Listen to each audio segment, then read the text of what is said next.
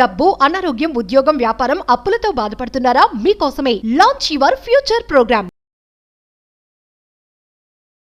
నమస్తే రమగారు. నమస్తే జయ. రమగారు, చందమామ కథ ఒకటి చెప్పుకుందామండి. మాచిరాజు కామేశ్వరరావు గారి కథలు చెప్తున్నాను. అవునవును. ఓ కథ చెప్తాం భారతి. పూర్వం అంట ఒక పల్లెటూరులో పార్వతమ్మ అని ఒక ముసలావిడ ఉండేది. పార్వతమ్మ కుటుంబం లేదు ఆవిడికి. ఏదో కొంచెం చెయ్యి అవుడో ఏదో కూడా పాపం ఈ అంగవైకల్యంతో పని చేసుకుని బతకలేక భిక్షాటం చేసి పొట్ట పోసుకునేది పెద్ద ఆవిడ. అయితే ఈ భిక్షాటం చేసుకునే క్రమంలో ఆవిడకి ఒక 5-6 సంవత్సరాల పిల్లవాడు ఒకడు దొరికాడు, అనాథుడు. ఎవ్వరు లేరు పాపం వాడికి. ఆ పిల్లాడి పేరు అనంతుడు. ఆ అనంతుడిని చేరదీసింది, తనతో పాటు తిప్పుకునేది. పిల్లవాడి పాపం చదువుకుంటాడని వాడిని స్కూల్లో చేర్చి పాఠశాలకు పంపించి తను భిక్షాటంతో పిల్లవాడిని పెంచి పెద్దవాడిని చేసింది. ఏదో 10 పైసలు దాచుకుని వాడికి తిండి తిప్పలు చూసి తను తెచ్చిన తిండి వాడికి పెట్టి వాడికి ముందు పెట్టి వాడి పొట్ట చూసి పిల్లవాడిని పెంచింది. కొంచెం పెద్ద క్లాసులకి చదువుకు వచ్చాక వీడు తెలివిగలవాడు, చక్కగా చదువుతున్నాడని బళ్ళు అయ్యగారులు వాళ్ళు వీళ్ళు వాడిని పై చదువులకు కూడా చదవాయిచ్చారు. మెల్లిగా పెద్ద చదువులు అయ్యాక వాడికి చక్కటి ఉద్యోగం వచ్చింది, ప్రభుత్వ ఉద్యోగం. వచ్చేసరికల్లా వాడన్నాడు, అవ్వా నువ్వు ఇంకా ఈ రోడ్ల మీదకి వెళ్ళబోక, పెద్దదాని అయిపోయా, ఓపిక కూడా లేదు, హాయిగా ఇంట్లో ఉండు, మంచి ఉద్యోగం వచ్చింది అని చెప్పి ఆవిడని ఇంట్లోనే ఉంచుకున్నాడు. అవ్వ మనవడు కలిసే ఉండేవాళ్ళు. వీడికి చక్కటి ఉద్యోగం వచ్చింది కదా, చుట్టుపక్కల వాళ్ళంతా మానవుడికి పెళ్లి చేయవా అనేవాళ్ళు. పెళ్లి సంబంధాలు వచ్చినాయి. ఈ పెళ్లి సంబంధాల్లో ఎట్లాగా ఈ అబ్బాయి ప్రభుత్వ ఉద్యోగం అవటం, చూడడానికి చక్కగా ఉన్నాడు, బుద్ధిమంతుడు, కష్టపడి చదువుకున్నాడు, ఈ లక్షణాలు చూసి ఎవరైనా పిల్లనిస్తారు. ఇక వాడి కులగోత్రాలు అడగకుండా. ఇప్పుడు కూడా అలా చేస్తారు కదా జయ. అయితే మంచి సంబంధాలే వచ్చినాయి. వస్తే పొరుగుళ్ళో ఉన్న ఒక ప్రభుత్వోద్యోగి కుమార్తెని ఈ అబ్బాయికి ఇచ్చి పెళ్లి చేశారు. ఆ పిల్ల పేరు అమల. తల్లికి, మా అవ్వకి మానవుడికి ఇద్దరికి నచ్చింది పిల్ల, చక్కటిది, బుద్ధిమంతురాలు, పని పాట చేస్తుంది. సరే పెళ్లి చేసుకున్నాడు. అతను రోజు ఉద్యోగానికి వెళ్ళిపోయేవాడు, ఆ పిల్ల ఇంట్లో ఉండేది. అయితే ఈ పిల్ల చక్కగా వంట తంటా చేసి పెట్టేది, కానీ ఇతనికి వంటగా ఉండేది. ఈ బిచ్చగత్తకి నేను ఎందుకు వంట చేసి పెట్టాలి? ఆవిడ ఇంట్లో ఉండేది, పెద్దదైపోయింది, ఆ అన్నం ఆ వేళకు అన్నం పెట్టాలి, నేను చక్కగా రుచిగా వంట చేసి నా మొగుడికి పెట్టుకోవాలి, ఈ ముసలిదానికి నేను ఎందుకు పెట్టాలి, ఇవిడ బిచ్చగత్తె అని ఆవిడ మొహం గిట్టేది కాదు. ఏదో పిల్లి మీద ఎల్లి మీద పెట్టి తిట్టేది. అడుక్కు తిన్నప్పుడు వచ్చినట్టుగా ఇప్పుడు ఎటా వస్తాయి అలాంటివి కూడా ఏవో అనేది, నచ్చేది కాదు. అయితే ఆవిడ కూడా ఈ మాట్లాడకుండా ఊరుకునేది. భిక్షాటన చేసేటప్పుడు ఎవరైనా అదిలించటం అలవాటే ఆవిడికి. సర్లే కోడలు కొడుకుతోటి బాగానే ఉంటుంది, పిల్లాడితో బాగుంటుందిగా, ఊరుకునేది, చెప్పేది కాదు. అనంతుడికి తన భార్య ధోరణి అర్థం కాలేదు. చాన్నాళ్ళు రోజులు గడిచినాయి. తల్లులు చెప్పారనుకో, ఇంట్లో ఉన్న ఆడవాళ్ళు గొడవలు వస్తాయి, ఎందుకులేని ఆవిడ మాట్లాడకుండా ఊరుకునేది. క్రమంగా ఈ పార్వతమ్మకి ఏదో కొంచెం అనారోగ్యం వచ్చింది. అనారోగ్యం వస్తే పూర్వకాలం అయితే, ముందు రోజులైతే ఎట్లా పోయేదో, సంపాదించే పిల్లవాడు ఇంట్లో ఉంటే వెంటనే వైద్యం చేయించాలని చూస్తారు కదా, వాడేదో వైద్యానికి ఖర్చు పెట్టడం మొదలుపెట్టాడు. డాక్టర్ని తీసుకొచ్చేవాడు, ఆయన మందులు అంటే అవన్నీ ఇవన్నీ తెచ్చి అవ్వకాన్ని రంగరించి పోసేవాడు, శ్రమ పడేవాడు బాగా. ఈ అమ్మాయికి అమలకి మహామంటగా ఉండేది. వదిలేస్తే పోతుంది కదా దాని దారిన ఆవిడ, ఈ మోతబరు ఉండదు మనకి, ఈ లగేజ్ ఎందుకు, వైద్యానికి ఖర్చు పెడుతున్నాడని విసుక్కునేది. అయితే ఒకనాడు ఏమైంది, పెద్ద పండుగ దగ్గరకు వస్తుంది, ఏమండి నాకు పట్టు చీర కొని చాలా రోజులైంది, ఈ తేప పట్టు చీర కొనాలంది. అనేసరికల్లా అతను అన్నాడు, చూస్తున్నావు కదా అవ వైద్యానికి బోళ్ళు ఖర్చు అవుతుంది, ఇప్పుడు వద్దు పట్టు చీరలు అవి ఇప్పుడు ఏం వద్దు అనేసరికల్లా ఆవిడ ఏమంది, అమ్మాయి అమల నాకంటే బిచ్చగత్తే ఎక్కువ మీకు అంది. అనేసరికి కేకలేసాడు, ఏం మాట్లాడతావు అది ఏం మాటలు, అవన్నీ బిచ్చగత్తే అనద్దు, నువ్వు ఇట్లా మాట్లాడద్దు అనేసరికి అని లేచి వెళ్ళిపోయాడు. బయటికి వెళ్ళిపోతే ఈ పిల్లకి పిచ్చి కోపం వచ్చేసింది, తెగ తిట్టింది ఆవిడని. సాయంకాలం భర్త వచ్చేసరికి ఏమన్నది, పొద్దున్నుంచి ఎంత క్షోభగా ఉందో తెలుసా, నేనంటే అంత నిర్లక్ష్యమా మీకు, ఏరుకోరి చేసుకున్నామనే, ఒక బిచ్చగతికి ఇచ్చిన పాటి గౌరవం ఇవ్వరా నాకు, ఈవిడిని ఇంట్లో నుంచి పంపించేస్తే కానీ నేను ఇంట్లో ఉండను అని ఏదో గట్టిగా మాట్లాడేసరికి అతను కేకలేసాడు. భార్య పట్ల ఎంత బాధ్యతగా ఉండాలో నాకు తెలియదు అనుకోవద్దు, భార్యగా నువ్వు నా బాధ్యత ఎట్లాగో అవ్వ బాధ్యత కూడా నాదే. ఆవిడ నన్ను పెంచింది, నన్ను చేరదీసింది, అవ్వ పట్ల పూర్తి బాధ్యత వహించవలసిందే నేను. భార్యగా నీ పట్ల నీకు పట్టు చీర కాస్తే మామూలు చీర కొంటాను అనేసరికి అమ్మాయికి ఏమీ నచ్చలేదు. రాత్రి ఉత్తరం రాసిపెట్టి తెల్లవారుజామునే బయలుదేరి పుట్టింటికి వెళ్ళిపోయింది. ఓ, నువ్వు ఆవిడని వదిలించుకుంటేనే నన్ను తీసుకెళ్ళటానికి రా, లేకపోతే నీతో కాపురానికి నేను రాను. నడుచుకుంటూ ఇంటికి వెళ్ళిపోయింది. దారిలో ఏదో బండి కనబడితే బండి ఎక్కింది, పెట్టబేడ అయింది, ఓ చిన్న సంచి సర్దుకుని వెళ్ళిపోయింది. మొగుడు చచ్చినట్టు వస్తాడు అనుకుంది. ఈ అనంతుడు ఉత్తరం చూశాడు కానీ ఏం మాట్లాడలే. ఈ లోపల ఈ అమ్మాయి ఇంటికి వెళ్ళిపోయింది.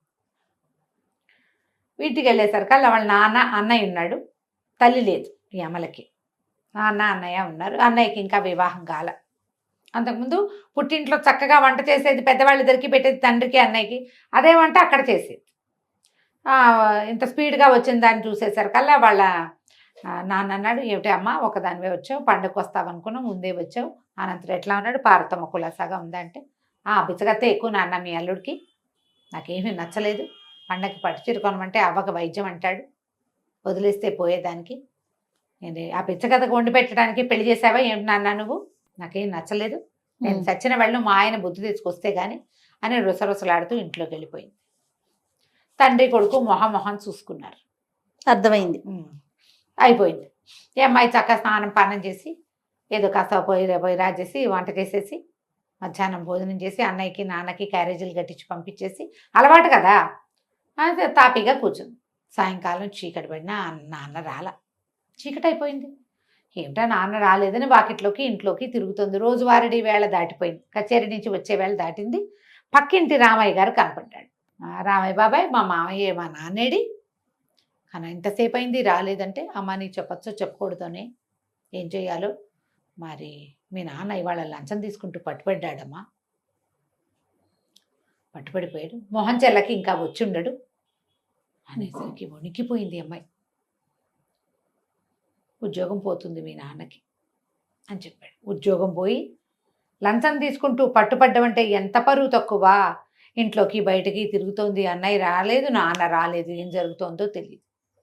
వాకిట్లో కూర్చుంది చాలాసేపు. ఇంతలో పెరట్లో ఏదో అలికిడయ్యి గబగబా పెరట్లోకి వస్తే వాళ్ళ నాన్న ఏదో కాగితం రాసి కాగితాన్ని నూతిగట్టు మీద పెట్టి ఎక్కడికో వెళ్ళిపోతూ కనపడ్డాడు. పరిగెత్తుకుంటూ వెళ్ళింది. నాన్న ఉండు నాన్న అని ఆ కాగితం పట్టుకొచ్చింది. నేను ఎవరికి మొహం చూపించలేను, మరణించడానికి వెళ్ళిపోతున్నానని కాగితాల్లో ఉంటే ఈ అమ్మాయి తండ్రిని పట్టుకుని వాళ్ళ ఏడ్చింది. అయ్యో నాన్న, ఇంత పని చేస్తావా, ఏదో పొరపాటు అయ్యింది, ఇంత పని చేస్తే అంటే నమ్మ ఉద్యోగం పోతుంది అన్నాడు. పోతే అన్నయ్య లేడు, అన్నయ్యది బాధ్యత కాదు, అన్నయ్య ఉన్నాడు, అన్నయ్యకి ఉద్యోగం ఉంది, తండ్రిని చూడాల్సిన బాధ్యత లేదా అన్నయ్యకి? తండ్రిగా తన బాధ్యత, కొడుకుగా తన బాధ్యత నిర్వహించడా? వింటూ ఉండదు ముందుగానిలే నాన్న, పోతే పోయింది ఉద్యోగం, పోయినా సరే నీ కొడుకున్నాడు, కొడుకుదే కదా నీ బాధ్యత, మమ్మల్ని వదిలిపెట్టి ఇట్లా అన్యాయం చేయకు నాన్న అని కావలించుకుని ఏడ్చింది. అన్నయ్య లోపలికి వచ్చాడు. బాధ్యత సంగతి సరే, నాన్న చూడు ఇంత పని చేశాడు, లంచం తీసుకున్నాడు, పట్టుబడ్డాడు, పరువు పోయింది, అసహ్యం వేయట్లేదు నీకు నాన్నంటే అన్నాడు. అంటే అసహ్యం ఎట్లా వేస్తుంది, నాన్న వల్ల ఏదో పొరపాటు అయ్యింది, తండ్రిగా నా గౌరవం వీసం ఎత్తు తగ్గల, అమ్మ చనిపోతే మన ఇద్దరిని పెంచి పెద్ద చేశాడు, నాకు పెళ్లి చేశాడు, రేపు నీకు పెళ్లి చేయబోతాడు, ఇల్లు బాకిలి ఏర్పరిచాడు, ఇంకేంటి నాన్న ఏదో వల్ల ఏదో పొరపాటు అయింది, నాన్నని ఎందుకు అసహించుకుంటాం మనం అన్నది. సరే, సంఘంలో పరమ తప్పుగా భావించే లంచం తీసుకుంటున్న నాన్నేమో నీకు అసహ్యంగా లేడు, కొడుగ్గా నేను బాధ్యత వహించాలంటున్నావు, మరి అవకరంతో పొట్టపోసుకునే దారి లేక భిక్షాటం చేసిన పార్వతమ్మ అంటే నీకు అసహ్యం. ఆవిడికి రోడ్డు మీదకి దొరికి, నేను సొంత పిల్లల్ని చూశాడు నాన్న గొప్ప, నీకు రోడ్డు మీద దొరికిన అనంతుణ్ణి ఆవిడ పెద్ద చేసి వాడికి ఒక ఉద్యోగం, వాడి జీవితం ఏర్పరిచి వాడికి ఒక పెళ్లి చేసి వాడి పెళ్ళాన్ని చీత్కరిస్తున్నా నోరు మూసుకుని వాళ్ళ ఇంట్లోనే ఉంటున్న పార్వతమ్మకేమో ఏ విలువ లేదు, ఆవిడంటే నీకు అసహ్యం, ఆవిడ బిచ్చగత్తె, కాలు చెయ్యి అన్నీ ఉన్న నాన్న లంచం తీసుకోవచ్చు, లంచగొండ ఎక్కువ బిచ్చగాడు ఎక్కువ అంటే ఎవరిది ఎక్కువ తప్పు, బిచ్చగాడిది తప్పు కాదు, అంతేగా, వాడికి వేరే చారలేదు, లంచగొండి తప్పు అనేసరికి అమ్మాయి వెంటనే గటక్కమని అంది లోపల. నిజం కదా, నాన్న బాధ్యతగా పెంచాడంటే నాన్నకి పుట్టాం కాబట్టి నాన్నది బాధ్యత. పరాయి బిడ్డ ఎవరో రోడ్డు మీద దొరికిన పిల్లవాడిని, 6 ఏళ్ల వాడిని చేరదీసి నాకే బరువు, నీకు నేనెక్కడ పెడతానని ప్రపంచమంతా తోసేసిన వాడిని దగ్గర పెట్టుకుని వాడిని ప్రయోజకుడిని చేస్తే నేను తప్పు చేశాననిపించింది. అప్పుడు అందే, అన్నయ్య నన్ను క్షమించు, నేను తొందరపడ్డాను, మీరు అన్నీ ఆలోచించి నాకు పెళ్లి చేసిన నేను అమ్మమ్మని అవ్వని ఇట్లా తక్కువ చేశాను, నాన్నకు ఉద్యోగం పోతుందో ఏమిటో అన్నయ్య, పాపం కాస్త నాన్న సంగతి జాగ్రత్తగా చూసుకుంటావా, నేను మా ఇంటికి వెళ్ళిపోతాను. అన్నయ్య నవ్వాడు. నాన్న ఉద్యోగం పోలేదు, ఆయన లంచం లంచం తీసుకోలేదమ్మా. నీకు అర్థమయ్యేలా మేము ఎన్ని మాటలతో చెప్పినా నీకు అర్థం కాదు. మేము చెప్పితే సిచ్యువేషన్ వస్తే కానీ నీకు తెలియదు కదా. నీ నెత్తి మీదకి వస్తే నీకు అర్థమైంది. పక్కింటి రామయ్య బాబాయ్ మేము కలిసి ఈ నాటకం ఆడాం. నాన్న ఉద్యోగం పోలేదు. నీ మొగుడు లంచగొండు కాదు, బుద్ధిమంతుడు. మన నాన్న మేము కూడా అంతేనమ్మా. మనుషులు ఎలా ఉండాలి, పరిస్థితులను బట్టి అవతల వాళ్ళకి మర్యాద ఇవ్వాలి. నీకు వాకిట్లో వచ్చిన బిచ్చగత్తె వేరు, వాళ్ళని కూడా మనం చీత్కరించకూడదు. వాళ్ళ గతి గడుకుపోయి వచ్చారు, ఇస్తే పెడితే పెట్టు, లేకపోతే చీత్కరించకూడదు. మనం తప్పు. మనలాంటి మనుషులే వాళ్ళు కూడాను. ఉంటే పెట్టు, లేకపోతే పైకి వెళ్ళినాయనా అని చెప్తే సరిపోతుంది. పెంచినమ్మా అని ఇట్లా అనొచ్చా ముసలిదాన్ని పాపం అనేసరికి ఆ అమ్మాయి బట్టలు సర్దుకుని చిన్న మూట తెచ్చిందిగా, ఆరేసిన బట్టలు మూటలో సర్దుకుని నేను మా ఇంటికి వెళ్ళిపోతున్నానని వెళ్ళిపోయింది. కథ కంచికి మనం ఇంటికి. చాలా బాగుంది రమ్మగారు. చిన్న కథ అయినా ఎంత బాగుంది. చాలా చాలా బాగుంది. కొడుకు బాధ్యత అంతే. నమస్తే. నమస్తే చేయ.